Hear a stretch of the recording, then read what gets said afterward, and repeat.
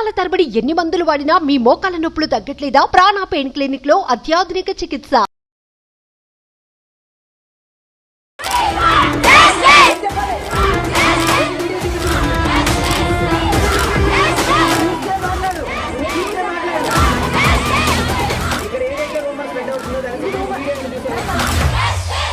Welcome to Suman TV. నేను మీ Suman TV Nag. Gudlavalleru engineering కాలేజీలో జరిగినటువంటి ఇన్సిడెంట్కి సంబంధించింది. ఇప్పటికే పిల్లలు భయాందోళనలో ఉన్నారు, కొంతమంది డైలమాలో ఉన్నారు, కొంతమందికి కెరీర్ అకాడమిక్ పాయింట్లో కనుక చూస్తే ఏ విధంగా ఉంటుందో అనుకున్నటువంటి ఆలోచనతో చాలామంది ఒక చిన్నపాటి ఆందోళనలో అయితే ఉన్నారు. డెఫినెట్గా, నో డౌట్. అలాంటి సందర్భంలో డిపార్ట్మెంట్లో ఉండేటువంటి వాళ్ళు ఏం చేయాలి? నిదానంగా ఫ్రెండ్లీ పోలీసింగ్ పేరుతోటి అది చెయ్యొద్దు, ఇది చెయ్యొద్దు, ఈ విధంగా ఉండండి అని చెప్పి ముందుకు తీసుకువెళ్లాల్సినటువంటి బాధ్యత, భరోసా ఈ రెండు డిపార్ట్మెంట్ పాయింట్ ఆఫ్ వ్యూ నుంచి చూసేటప్పుడు డెఫినెట్గా ఉండాలి. అది అవసరం కూడాను. అలాంటిదే డిపార్ట్మెంట్లో ఉండేటువంటి ఒక్కొక్క లేడీ పోలీస్ మాట్లాడినటువంటి మాటలు, అనుచిత వాక్యాలు, దురుసుగా ప్రవర్తించినటువంటి తీరు చూస్తే ఎవరికైనా సరే కోపం డెఫినెట్గా వస్తుంది. ఎందుకు రాదు? సో అలాంటి ప్రవర్తన ఎప్పటికైనా సరే డిపార్ట్మెంట్లో ఉండే వాళ్ళకైనా సరే లేదు అనుకుంటే ఇలాంటి సందర్భంలో కన్సర్న్ చూపించి ప్రేమతో దగ్గర తీసుకొని ఒక భరోసా కల్పించాల్సినటువంటి డిపార్ట్మెంట్లో ఉన్నటువంటి ఒక మనిషే ఆ విధంగా బిహేవ్ చేసినప్పుడు ఎవరికైనా సరే, అంటే ఇవాళ నేను స్పందించడం అనేదే కాదు, ప్రతి ఒక్కరూ దీనిపై స్పందించారు. చంద్రబాబు నాయుడు గారు కూడా స్పందించడం జరిగింది. సో దీని వెనక ఏం జరిగింది ఏంటి అనేది ఈరోజు మనతో పాటు హైకోర్టు అడ్వకేట్ రవీంద్రనాథ్ ఠాగూర్ గారు ఉన్నారు. సో ఆ విధంగా ఒక పోలీస్ డిపార్ట్మెంట్లో ఉండేటువంటి ఒక పర్సన్ ప్రవర్తించడం అనేది కరెక్టా కాదా, దీనికి సంబంధించినటువంటి వాటిల్లో ఎలాంటి రైట్స్ నిజంగానే డిపార్ట్మెంట్ వాళ్ళకు ఉంటుంది, ఇలాంటి ఇన్సిడెంట్స్ డీల్ చేసేటప్పుడు ఎంత సభ్యతా సంస్కారంతో ఉండాల్సినటువంటి అవసరం, బాధ్యత ఉంది అనేది ఈరోజు మనతో పాటు ఉన్నటువంటి రవీంద్రనాథ్ ఠాగూర్ గారు మాట్లాడి తెలుసుకుందాం. Hello sir. హాయ్ అండి నాగరాజ్ గారు. సార్, అదే ఆ వీడియో చూస్తే నాకే తెలియనటువంటి కోపము, రకరకాలైనటువంటి ఎక్స్ప్రెషన్స్ వచ్చాయి నాకు. ఎందుకంటే పిల్లలు ఈ టైంలో కోరుకునేది ఏంటిది? వాళ్ళకి కావాల్సింది భరోసా, ప్రేమ. ఎందుకంటే మా జీవితాలు ఏ విధంగా ఉండిపోతాయో, ఇప్పుడు ఎవరెవరికి ఏ బయట వీడియోస్ వెళ్ళాయా లేదా అనేటువంటి రూమర్స్ ఉన్నాయి. దాంతోపాటు career academy point of view నుంచి చూసేటప్పుడు తర్వాత ఏ విధంగా ఉంటుందో అనుకున్నటువంటి డైలమాలో ఉన్నారు. కన్ఫ్యూషన్ కూడా ఉంది. ఈవెన్ పేరెంట్స్కి కూడా తర్వాత ఏమవుతుంది అనేటువంటి ఆలోచన కూడా ఉంది. ఈ సమయంలో ఒక్కొక్క డిపార్ట్మెంట్ విమెన్గా ఉండి కూడా బెదిరించి మాట్లాడటం అనేది ఎంతవరకు కరెక్ట్? ఫ్రెండ్లీ పోలీసింగ్ అంటే ఇదేనా? ఏం చెప్తారు? మీకు బుద్ధి ఉందా? మీకు బుద్ధి ఉందా? అసలు మీ దగ్గర ఎవిడెన్స్ ఉన్నాయా? మీ దగ్గర ప్రూఫ్స్ ఉన్నాయా? ఏమున్నాయి మీ దగ్గర? ఎందుకు గొంతు చుచ్చుకు అరుస్తున్నారు ఇక్కడ? మీరు మాకేం పని పట్టలేదు అనుకుంటున్నారా? వర్షంలో ఎండ మేము ఇక్కడ తిరుగుతున్నాం, పోయి 3 రోజులు తిండి తెప్పలేకుండా తిరుగుతున్నాం పోయి. ఇక్కడ మీరు చేసే పని ఏంటి అసలు? మీ దగ్గర ఎవిడెన్స్ ఉందా? మీ దగ్గర బుద్ధి ఉందా? అసలు మీకేమన్నా మీ దగ్గర ఉంటే చూపించండి మాకు ఎవిడెన్స్లు. మీకంటే దగ్గర ఎవిడెన్స్ ఉంటే మాకు, మీకంటే పర్పస్ ఉంది. మాకు ఏముంది? ఇక్కడ తిండి తిప్పలు లేకుండా 3 రోజులు ఇక్కడ మేము తిరుగుతున్నాం. ఇది ఒక మహిళా ఆఫీసర్ గుడ్లవల్లేరు ఇంజనీరింగ్ కాలేజీలో నిరసన తెలుపుతున్నటువంటి అమ్మాయిల మీద దురుసుగా ప్రవర్తిస్తున్నటువంటి మాటలు. పాప అభంశం తెలియదండి నాగరాజ్ గారు. పిల్లలకి ఇప్పుడే వాళ్ళు టీనేజ్ దాటి అడాల్సెన్స్లోకి వస్తున్నారు. వాళ్ళకి అంత భయభ్రాంతులకు గురి చేసేటట్టుగా వాళ్ళని ఏదో ఒక మాటలతోటి, వాళ్ళకి తన చేష్టలతోటి భయభ్రాంతులకు గురి చేసేటట్టుగా ఒక మహిళా పోలీస్ ఆఫీసర్, ఒక ఎస్ఐ ఆ క్లిప్పింగ్, ఆడియో క్లిప్పింగ్ బయటకు వచ్చింది సోషల్ మీడియాలో. అది వింటుంటే ఎంత అసహ్యం వేసిందంటే పోలీస్ వ్యవస్థ మీద మనకి. అసలు ఫ్రెండ్లీ పోలీసింగ్ అనే వ్యవస్థను ప్రవేశపెట్టిందే చంద్రబాబు నాయుడు గారు ఉమ్మడి ఆంధ్రప్రదేశ్లో ఉన్నప్పుడు. అసలు ఆ వ్యవస్థను స్టార్ట్ చేసినటువంటి అతను ఈరోజు ముఖ్యమంత్రిగా ఉన్నటువంటి హయాంలో ఒక పోలీస్ ఆఫీసర్, ఒక సబ్ ఇన్స్పెక్టర్, ఒక మహిళా ఉద్యోగి, అది కూడా ఆవిడ విద్యార్థులు నిరసన తెలుపుతుంటే వాళ్ళ గొంతు నొక్కే ప్రయత్నంతో, అంటే ఫ్రెండ్లీ పోలీస్ అనే దానికి అర్థం లేకుండా ఆవిడ కూడా ఒక మహిళే. ఎందుకు నిరసన తెలుపుతున్నారు? 300 వీడియోలు బయటకు వెళ్ళాయని, మా యొక్క భద్రత, మా యొక్క సీక్రసీ, మా యొక్క ప్రైవసీ బయటకు పోయిందని వాళ్ళు గొంతు చించుకుని అరుస్తుంటే, అదే రోజు నాడు నెక్స్ట్ డే వచ్చినప్పుడు ఎస్పీ గారు ఇక్కడ ఏమీ లేదని చెప్పడం, మహిళా పోలీస్ ఆఫీసర్లు ఇక్కడ అరవడం, ఏం చెప్తున్నారు? పోలీస్ వ్యవస్థ మీద ప్రజలకు ఉన్నటువంటి ఆ కొద్దిపాటి నమ్మకాన్ని కూడా వమ్ము చేసుకోవడం కాకపోతే మరేం చెప్పండి? మహిళా పోలీసులు ఒక బృందాన్ని ఏర్పాటు చేసినప్పుడు విద్యార్థుల్ని ప్రేమపూర్వకంగా మాట్లాడడం. అసలు ఏం జరిగింది? ఇంట్లో ఒక తల్లి లాలించినట్టుగా మాట్లాడదు. పోలీస్ అంటే మనం బయట ఇంట్లో ఒక తల్లి రక్షణ ఉంటుంది, ఇంట్లో తల్లి రక్షిస్తుంది, బయట సొసైటీలో తండ్రి రక్షిస్తాడు. కానీ బయట టోటల్ సమాజంలోకి వెళ్ళేటప్పటికి మనకి పోలీస్ అనే ఒక భద్రత అన్నది పిల్లల్లో కల్పించగలిగితే ఖచ్చితంగా ఒక మంచి మంచి జనరేషన్ ఫామ్ అవుతుంది. కానీ అడాల్సెన్స్లోకి వస్తున్న అమ్మాయిలు ఇప్పుడు బీటెక్ ఫస్ట్ ఇయర్, సెకండ్ వ్యవస్థ ఇయర్, మీద రెస్పెక్ట్ కూడా ఉంటుంది. వ్యవస్థ మీద రెస్పెక్ట్ వస్తుంది. ఇప్పటికే పోలీసు వ్యవస్థ మీద పూర్తిగా డౌట్ పోయింది. ఆల్మోస్ట్ 1% కూడా ఉందో లేదో బహుశా. అటు అమ్మాయిలు ఇప్పుడిప్పుడే ఈ రకరకాల సోషల్ మీడియాలో సినిమాలు అవి చూసి కొంతవరకు వాళ్ళు ఇన్ఫ్లుయెన్స్ అవుతున్నారు. అటువంటిది పిల్లల మీద వాళ్ళకి నమ్మకం కలిగించాల్సింది పోయి మనం 2-3 వీడియోలు గట్టిగా చెప్పాం. మనం పిల్లలకి ముందు నమ్మకం కలిగించండి. కాలేజీల్లోకి వెళ్ళి మేము మా క్లాసెస్ చదువుకుంటాం, వాళ్ళ సెమిస్టర్ ఎగ్జామ్స్ రెడీగా ఉన్నాయి. ఇప్పుడు ఆల్రెడీ ఆగస్టులో ఉన్నాం. నవంబర్ డిసెంబర్లో సెమిస్టర్ ఎగ్జామ్స్కి రెడీ అవ్వాలి. ఒకసారి సెమిస్టర్ ఎగ్జామ్స్ పోతే మళ్ళీ ఏమైనా ఈ ఎగ్జామ్స్ అని ఇలా ఒక కాలేజీ సెపరేట్గా ఉండదు కదా, వాళ్ళు మళ్ళీ బ్యాక్లాగ్స్ రాయాల్సిన పరిస్థితి వస్తుంది. వాళ్ళ మీద ఇప్పటికే గుదిబండగా ఉన్నాయి. ఇప్పటికే కాంపిటేటివ్ పరిస్థితుల్లో పిల్లలు బయటికి రావడం అనేది చాలా టఫ్. వాళ్ళు ఎదుర్కొన్న స్ట్రెస్ మామూలుగా లేదు. ఒకప్పుడు ఎడ్యుకేషన్ సిస్టమ్ వేరు, ఇప్పుడున్న ఎడ్యుకేషన్ సిస్టమ్ వేరు. ముఖ్యంగా అమ్మాయిలు ముఖ్యంగా చెప్తున్నానండి, సొసైటీలో తిరగలేక ఎవరితో మాట్లాడితే ఏం జరుగుతుందో తెలియని పరిస్థితుల్లో వాళ్ళు ఇండివిజువల్ వాళ్ళ ప్రైవసీని కూడా పూర్తిగా హరించేసి కాలేజీ ఇంటి తర్వాత భద్రత హాస్టల్ అని పెడతారు పేరెంట్స్. ఇంట్లో తమ ఆడపిల్లల్ని భద్రంగా చిన్నప్పటి నుంచి పెంచుకున్న పిల్లని తీసుకుపోయి హాస్టల్లో గర్ల్స్ హాస్టల్ ఎందుకు పెడతారండి? అంటే మా తర్వాత ఆ కాలేజ్ అంత భద్రత కల్పిస్తుందనే వ్యవస్థతో పెడితే అక్కడ ఇటువంటి అరాచకాలు జరిగినప్పుడు దానికి రక్షించాల్సిన పోలీసులు, దానికి ప్రొటెక్ట్ చేయాల్సింది పోయి ఆ అమ్మాయిల్ని పెట్టుకొని అమ్మాయిలకు ఎదురుగుండా వాళ్ళు నిరసన తెలుపుతుంటే ఆడియో వాయిస్లో వాళ్ళు ఎంత గట్టిగా అరుస్తున్నారంటే ఆఫీసరు, ఆ పోలీస్ సబ్ ఇన్స్పెక్టరు అమ్మాయిని ఎంత దురుసుగా ఆమె బాడీ లాంగ్వేజ్ ఒకసారి చూసినట్టయితే ఎంత ర్యాష్గా ఉందండి. ఏమైనా క్రిమినల్స్ వాళ్ళు ఏమైనా టెర్రరిస్ట్లా? వాళ్ళు చేసిన తప్పేంటండి? యాజ్ పర్ ఇండియన్ కాన్స్టిట్యూషన్ అమ్మాయిలకి హక్కు ఉందండి, ఒక ప్రొటెక్ట్ చేసే హక్కు ఉంది. ఆర్టికల్ 14 to 14, 15, 16, 17, 18, 19 ఈ ఆర్టికల్స్ అని చెప్తున్నాయి. వాళ్ళకి నిరసన తెలిపే హక్కు ఉంది, వాళ్ళ ప్రైవసీని రక్షించే హక్కు ఉంది, వాళ్ళు బయటకు వచ్చి వాళ్ళ స్వేచ్ఛా స్వాతంత్రాలకు తిరిగే హక్కు ఉంది. Article fundamental right, that is their fundamental right. వాళ్ళ ఫండమెంటల్ రైట్ హరించే హక్కు ఎవరికీ లేదని చెప్తుంది. సుప్రీంకోర్టు 2017 ఇచ్చిన తీర్పు 2017లో క్లియర్గా చెప్పింది. ప్రైవసీ కూడా ఫండమెంటల్ రైటే.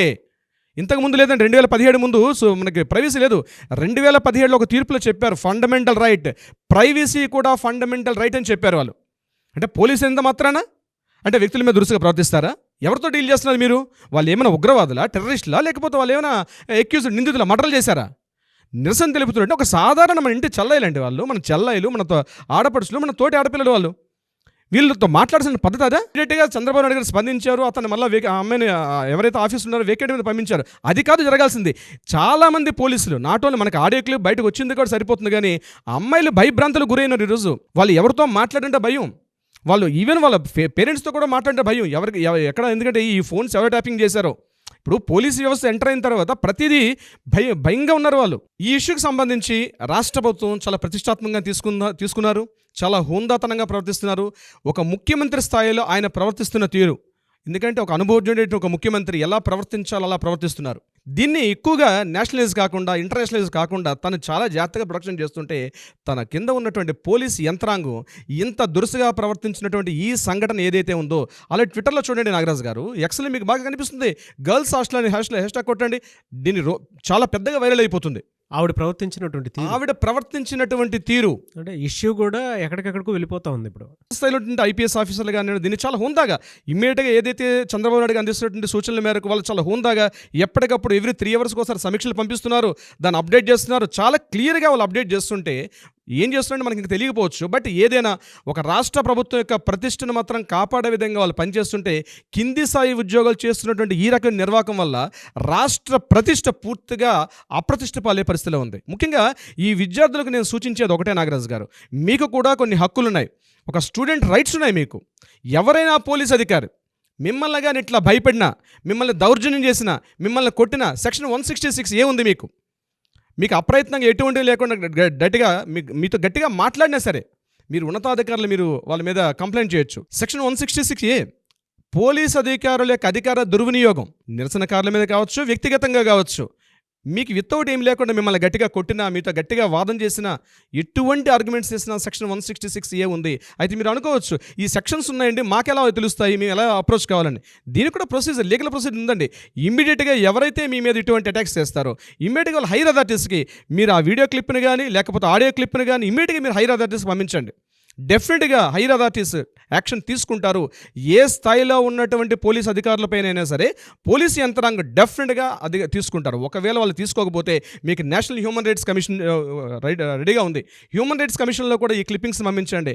మీ ప్రాంతీయ స్థాయిలో, మీ గ్రామ స్థాయిలో, మీ జిల్లా స్థాయిలో కూడా హ్యూమన్ రైట్స్ కమిషన్స్ ప్రతి చోట వర్క్ చేస్తున్నాయి. మీరు జస్ట్ యూట్యూబ్లో చెక్ చేయండి, కనిపిస్తాయి మీకు. లేదా గూగుల్కి వెళ్ళి చెక్ చేయండి, కనిపిస్తాయి. ఒకవేళ మీరు అది కూడా మేము చేయలేమండి, మా వివరాలు బయటకు వెల్లడిస్తే ఎక్కడ మాకు ప్రమాదం అనుకుంటే డెఫినెట్గా మమ్మల్ని సంప్రదించండి. డెఫినెట్గా న్యాయ సలహాలు ఇవ్వడానికి మేము 24/7 మేము ఎప్పుడు కూడా మీకు అందుబాటులో ఉంటాం. పోలీస్ అధికారులు అన్నంత మాత్రాన వాళ్ళు ఏదో నిరంకుశలో వాళ్ళు ఎక్కడ ఆకాశం విడిపడ్డారు కాదండి. Everyone we should obey the Indian constitution. ఎవరైనా సరే భారత రాజ్యాంగానికి మనం ఖచ్చితంగా దానికి విలువ ఇవ్వాలి. అందరం రాజ్యాంగ ప్రకారంగా నడవాలి. పోలీస్ అధికారులు అన్నంత మాత్రం కాదు, వాళ్ళని నేర విచారణకు వచ్చారు. నేర విచారణ చేసే పద్ధతి కూడా వేరే ఉంటుంది. నిరసనకాలు ఒక ప్రొటెస్ట్ చేసే అధికారం ఉంది. కాలేజీలోనైనా సరే, బయటైనా సరే కొంతమంది ఒక గ్రూప్ ఆఫ్ యాక్టివిటీస్ నిరసన తెలిపే హక్కు ఉంది, ధర్నా చేసే హక్కు ఉంది. అయితే శాంతియుతంగా చేయాలి. హింసాత్మకంగా మారినప్పుడు పోలీసులకు వేరే పవర్స్ ఉంటాయి, వాళ్ళ అథారిటీస్ ఉంటాయి. మీరు నిరసనగా తెలుపుకునే హక్కు మీకు ఉంటుంది. పోలీస్ అధికారులు మీ మీద దౌర్జన్యం చేసినప్పుడు కూడా వాళ్ళ మీద కూడా చర్యలు తీసుకునే హక్కు మీకు ఉంటుంది. ఈ సంఘటన ఎక్కడైతే జరుగుతుందో గుడ్లవల్లేరు ఇంజనీరింగ్ కాలేజ్ సంబంధించి, అక్కడ మహిళలైనా బయట వాళ్ళైనా మీకు ఇటువంటి ఏదైనా దాడులు కానీ లేకపోతే ఎవరైనా ఒత్తిళ్లు కానీ మీరు గురైనట్లయితే మీకు ఫండమెంటల్ రైట్స్ ఉన్నాయి. It's a fundamental right. ఒక 6 ఫండమెంటల్ రైట్స్లో మీ వ్యక్తిగత స్వేచ్ఛకు భంగం వాటిల్లేటట్టుగా ఏమైనా ఉంటే డెఫినెట్గా మీరు న్యాయపరంగా వాటిని సలహాలు పొందొచ్చు. న్యాయపరంగా మీరు పరిహారం కూడా పొందే అవకాశం ఉంటుంది. మీకు న్యాయ వ్యవస్థకి, జ్యుడిషియరీకి అందజేయడానికి మేము మధ్య వారధిగా మేము ఉన్నాం. డెఫినెట్గా మేము ఒక వారధిగా పనిచేస్తాం కూడా. మహిళలకు మనం భద్రత కల్పిస్తున్నాం. ఇక్కడ న్యాయపరంగా వ్యక్తిగత స్వేచ్ఛ, గోప్యత, భద్రత వీటికి సంబంధించి న్యాయపరంగా ఉన్నటువంటి సెక్షన్స్ ఉన్నాయి, ఆర్టికల్స్ ఉన్నాయి. దీనికి ఆర్టికల్స్ 19 పూర్తిగా మనకి ఆర్టికల్ 21, ఆర్టికల్ 19, 21 మీ యొక్క ధర్నాలు చేసుకునే హక్కు కానీ, మీ నిరసన తెలిపే హక్కు కానీ, మీ వ్యక్తిగత స్వాతంత్ర్యాన్ని హరించే హక్కు ఎవరికీ లేదు. మీ వ్యక్తిగత స్వాతంత్ర్యం ఉంది, వ్యక్తిగత స్వేచ్ఛ ఉంది. It's a fundamental right. Fundamental rights ఉన్నాయి 6. ఒక్కొక్క సెక్షన్, ఒక్కొక్క ఆర్టికల్ మీద మీకు కనీసం ఒక 1000 పేజీలు ఉంటుంది. చాలా యాడ్ అయి ఉంటుంది అందులో. మీరు దాని గురించి భయపడాల్సిన అవసరం ఉంది. ఈ ముఖంగా మనం ఈ వేదిక ద్వారా మనం చెప్పేది ముఖ్యంగా మహిళలకి, ఈ సంఘటనలో ఇన్వాల్వ్ అయినటువంటి అమ్మాయిలు కావచ్చు, ఎవరైనా ఇబ్బందులు పడి ఉంటే డెఫినెట్గా మనల్ని సంప్రదించగలిగితే మనం వాళ్ళకి ఇస్తాం. సెక్షన్ 352 అమ్మాయిలకి, ఐపీసీ సెక్షన్ 352 ఏం చెప్తోంది? మీ యొక్క వ్యక్తిగత స్వేచ్ఛ స్వాతంత్రాలు హరించే ఎవరైనా మిమ్మల్ని ఇట్లాంటి వీడియోస్, ముఖ్యంగా దుస్తులు మార్చుకునేటప్పుడు కానీ, స్నానాలు చేసేటప్పుడు కానీ, మీకు తెలియకుండా మీ యొక్క అనుమతి లేకుండా ఎవరైనా ఇందులో ఇన్వాల్వ్ అయితే వాళ్ళ మీద మీరు యాక్షన్ తీసుకోవచ్చు.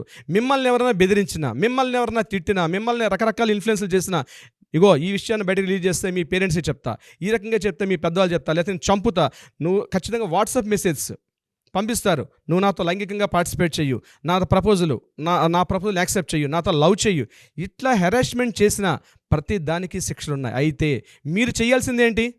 మమ్మల్ని సంప్రదించాలి. మీకు దగ్గరగా న్యాయ వ్యవస్థ సంప్రదించండి. ఒకవేళ లేదు మమ్మల్ని ఇబ్బంది కలుగుతున్నప్పుడు డెఫినెట్గా మనం కింద కాంటాక్ట్ చేసిన నెంబర్స్కి మీరు సంప్రదించగలిగితే డెఫినెట్గా మనం 24/7 సుమన్ టీవీ యాజమాన్యం కానీ, మేము కానీ, అంటే ఇటు జ్యుడిషియరీ నుంచి మేము కూడా డెఫినెట్గా వాళ్ళ యొక్క వివరాలను గోప్యతగా ఉంచుతాం.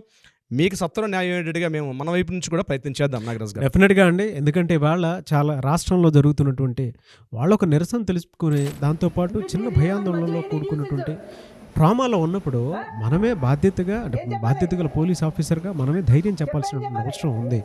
మదర్ పొజిషన్లో ఉన్నారు ఆవిడ, దాంతోపాటు సర్వీస్లో ఉన్నారు. పిల్లలకి ధైర్యం చెప్పాల్సింది పోయి ఎదురుదాడి చేసినట్లు నిరసన అంటే దురుసుగా ప్రవర్తిస్తే వాళ్ళు ఎక్కడికి వెళ్ళి చెప్పుకుంటారు? కొంతమంది ఆడపిల్లలు అక్కడ మాట్లాడలేకపోతున్నారు.